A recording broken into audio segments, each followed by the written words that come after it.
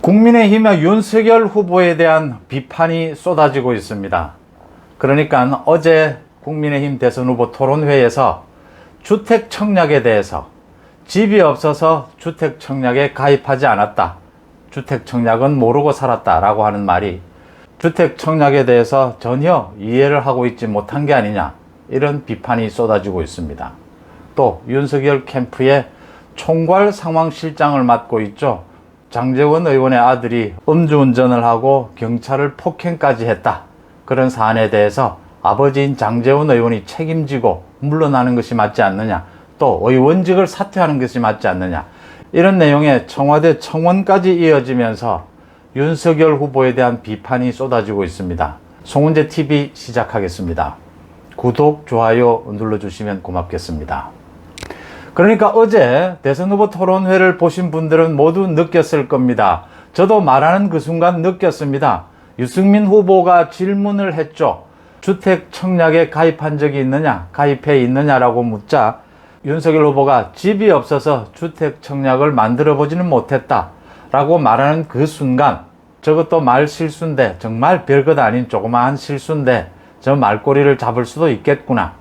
유승민 후보가 이어서 주택 청약은 집이 없으니까 청약을 하는 것이 아니냐라고 되물었는데도 윤석열 후보가 대수롭지 않다는 듯이, 그런 작은 실수는 별거 아니라는 듯이 핵심인 그 가점제도에 대한 설명으로 넘어가 버렸습니다. 윤석열 후보가 주택 청약을 가입한 적이 있느냐에 대해서 집이 없어서 주택 청약을 만들어 본 적이 없다. 중간에 필요라는 단어를 빼먹었죠. 집이 필요 없어서 주택 청약을 들어본 적이 없다. 윤석열 후보가 주택 청약을 모를 리가 있겠습니까? 1 더하기 1은 2가 된다는 걸 대학생이 모를 리가 있겠습니까?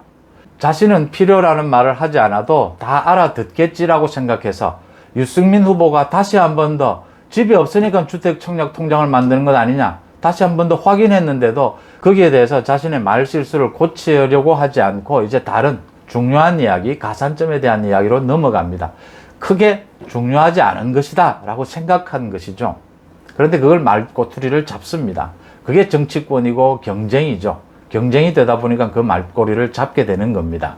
이렇게 좀 공격답지 않은 공격, 비판 같지 않은 비판, 주택 청약을 모르는 사람이 어디 있겠습니까? 그런데도 이 비판을 하는 이유는, 이 비판이 노리는 지점이 윤석열 후보가 말 실수가 잦고 그 잦은 말 실수 속에는 국정 전반에 대해서 이해도가 부족하다라는 점을 부각시키려는 의도가 있는 것이죠.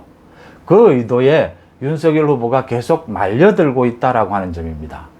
지금까지 윤석열 후보의 말 실수로 꼽히는 주 120시간 노동을 하는 것도 할 수 있다면 하는 것이 맞지 않느냐, 또 부정식품 발언이 있었고요, 또 손발 노동 발언이 있었고요. 이 발언을 하는 내용, 원뜻은 누구나 알아들을 수 있는 것이었습니다. 이제 말의 본뜻보다는 말의 조그만한 실수라도 꼬집어내서 윤석열 후보가 말의 실수가 잦은 것은 정책에 대한 이해도가 부족하다라는 것을 부각시키려고 하는 것이죠. 그 다음 윤석열 후보 캠프의 총괄 상황실장을 맡고 있는 장제원 의원의 아들, 그 장용준 씨, 이제 성인이 됐더만요. 장용준 씨가 무면허 운전에다 음주한 상태에서 음주 측정도 거부하고 경찰에 폭행까지 한 그 사건이 드러나면서 장제원 의원이 책임을 져야 하지 않느냐라는 부분이 얘기가 됐습니다. 장제원 의원도 자신이 책임을 지고 그 캠프에서 물러나겠다라고 했는데 윤석열 후보가 말린 것으로 알려지고 있습니다. 장제원의 아들인 장용준 씨가 이렇게 음주운전을, 이번만이 아닙니다. 지금 음주운전 걸린 게 지난해에도 음주운전으로 한번 걸린 적이 있었고 지금 집행유예 상태라고 하죠. 지난번은 아니고 그 전에도 미성년자일 때도 이런 사고들이 잦았습니다. 장용준 씨가 이렇게 사회적으로 물의를 빚고 있는 이유는 아버지가 국회의원이기 때문에 소위 그 백을 믿고 하는 것이 아니냐. 그래서 장제원 의원의 국회의원직까지 박탈해야 한다, 이런 청원글까지 오르면서 사회적으로 논란이 되고 있습니다. 이런 얘기들이 또 커지는 것은 윤석열 후보가 그 대선 후보 캠프 관리를 정말 엄정하게 하고 있느냐라는 부분과 맞닿아 있기 때문에 또 비판하는 쪽에서는 이 부분을 부풀려서 비판을 합니다. 먼저 장제원 의원의 아들 문제, 이건 어제 오늘의 문제도 아니고 또 아들이 성인이기 때문에 굳이 아버지에게 도의적인 것을 떠나서 도의적인 걸 넘어서는 책임까지 물을 수 있느냐라는 부분은 있습니다만, 장제원 의원이 후보 캠프에서는 사퇴하는 것이 맞다라고 봅니다. 이번이 처음이 아니고 굉장히 여러 번 있었던 문제고, 또 얼마 전에 자신의 SNS에 재난지원금을 받으면 좋아서 공중제비 도는 병신들이 뭐 이런 식의 글을 올려서 또 무리를 빚기도 했습니다. 이 아들이 보이고 있는 이런 어떤 무리를 빚는 이런 태도가 전반적으로 여러 번 겹치면서 장제원 의원에게 일정 부분은 책임이 있다, 책임을 물어야 한다라는 게 설득력이 있습니다. 특히 장제원 의원은 아버지가 장성만 국회의원이죠.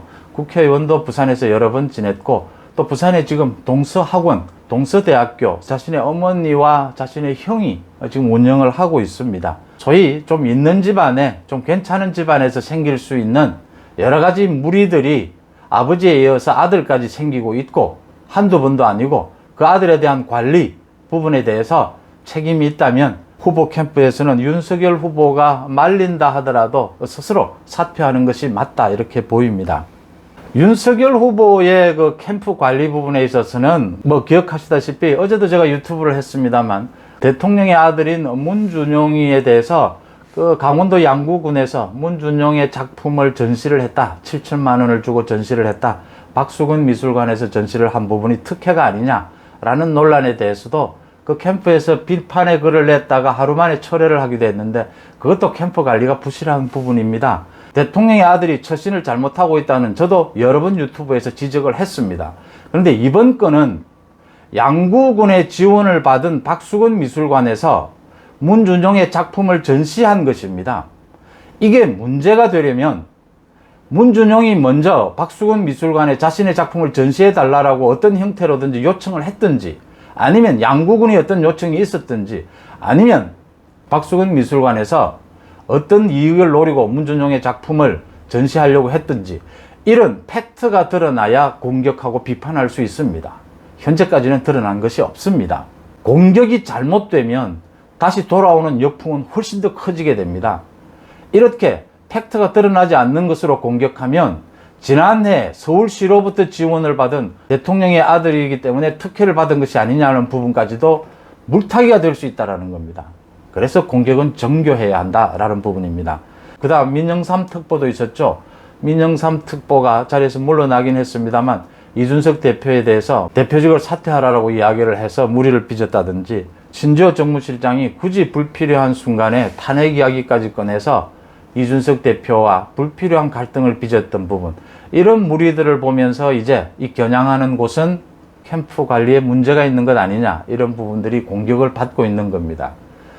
윤석열 후보의 실언은 윤석열 후보가 국정에 대한 이해도가 떨어지는 것이 아니냐라 공격의 지점입니다. 캠프 내에서 많은 실수들, 이 부분들에 대해서는 윤석열 후보가 조직관리, 캠프관리, 나중에 국정관리에 허점이 있을 수 있지 않느냐, 그 부분이 공격의 포인트인 겁니다. 추석 연휴를 지나면서 윤석열 후보의 지지율이 반등하고 있습니다. 윤석열 후보의 지지율 반등, 여기에는 중요한 의미가 있습니다. 정권 교체를 해야겠는데 정권 교체의 주역이 누가 되어야 하느냐. 현재로서는 이제 윤석열 후보가 가장 유력하지 않습니까? 이 윤석열 후보가 앞으로 지지율이 반등을 해서 대세를 형성할 수 있느냐, 이건 굉장히 중요한 것이, 올 들어서 지지율의 변화를 보면 제가 여러 번 말씀을 드렸다시피 다른 후보들은 아닙니다. 그런데 유독 윤석열 후보의 지지율이 오르면 문재인 대통령의 지지율이 떨어집니다.